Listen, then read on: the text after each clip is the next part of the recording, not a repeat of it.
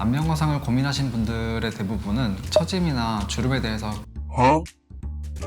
안면 거상 하면은 당겨지는 방향이 상방 혹은 후상방 쪽으로 당겨지게 되기 때문에 안면 거상이 재수술이 가능한 케이스도 있을까요? 안면 거상은 재수술이 뭐요?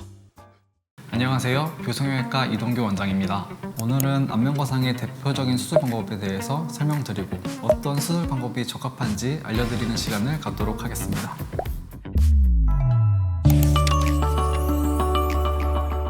안면 거상을 고민하신 분들의 대부분은 처짐이나 주름에 대해서 큰 개선을 원하시는 분들이 많으신데요. 이럴 때는 스마스층을 이렇게 당겨주어야 강력하고 유지기간이 오래가는 리프팅 효과를 볼 수 있습니다. 이 스마스층을 어떻게 조작하느냐에 따라서 수술 방법은 나뉘게 되는데요.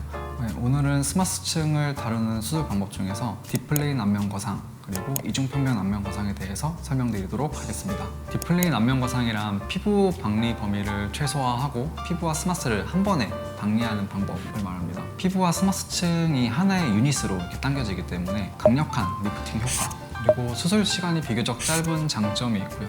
조직의 손상이 적어 붓기나 회복이 빠른 경향이 있습니다.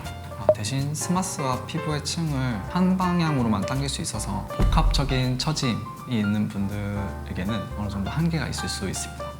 듀얼 플레인 안면 거상 방법은 피부층과 스마스층을 각각 박리해서 리프팅하는 방법을 말합니다. 그래서 스마스층과 피부층을 다른 방향으로 리프팅할 수 있다는 장점이 있고요. 결과적인 모습을 봤을 때 조금 더 자연스러운 모습을 가질 수 있습니다. 그래서 턱선이나 마리오네트 주름 같은 복합적인 처짐 개선에 효과적인 수술 방법이라고 볼 수 있습니다. 단점이라고 하면 피부층을 박리하는데 시간이 조금 더 걸리는 부분이 있고 그리고 조직의 손상이 있어서 붓기나 아니면 회복 시간이 좀 더 긴 단점이 있습니다. 비교적 딥플레인에 적합한 케이스 스마스층이 얇으신 분들 특히 스마스층을 건드리는 그 시술을 많이 받으신 분들 아니면 재수술을 많이 해서 스마스층이 약할 걸로 예상이 되는 분들이라고 하면 피부와 스마스층을 한 번에 들어 올리는 게 훨씬 더 효과적이라고 볼 수 있을 것 같고요.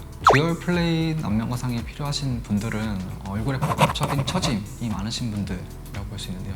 스마스층을 당긴 이후에 피부층을 다시 당겨주어서 적절하게 배치시켰을 때 효과적인 결과를 얻으실 수 있을 것 같습니다.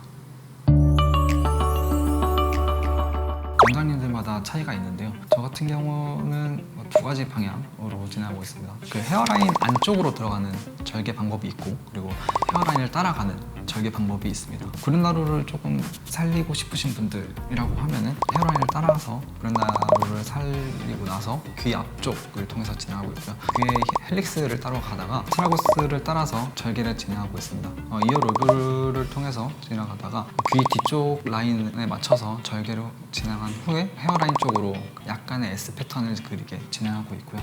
또 다른 방법이라고 하면 귀 쪽부터 뒷부분까지는 절개 방법이 일치하는데 귀 앞쪽에서 템포럴 인시전을 통해서 이렇게 진행하고 있습니다. 결과적으로 흉터가 최소화되는 방향으로 환자분들의 니즈에 따라서 절개를 진행하고 있습니다. 안면 거상 하면은 당겨지는 방향이 상방 혹은 후상방 쪽으로 당겨지게 되기 때문에 피부의 당겨짐에 의한 부자연스러움은 있을 수 있습니다. 대체로 붓기가 빠지고 난 한 달에서 두 달 정도 지나면 그때부터는 자연스러운 미소를 가질 수 있을 거라고 생각합니다.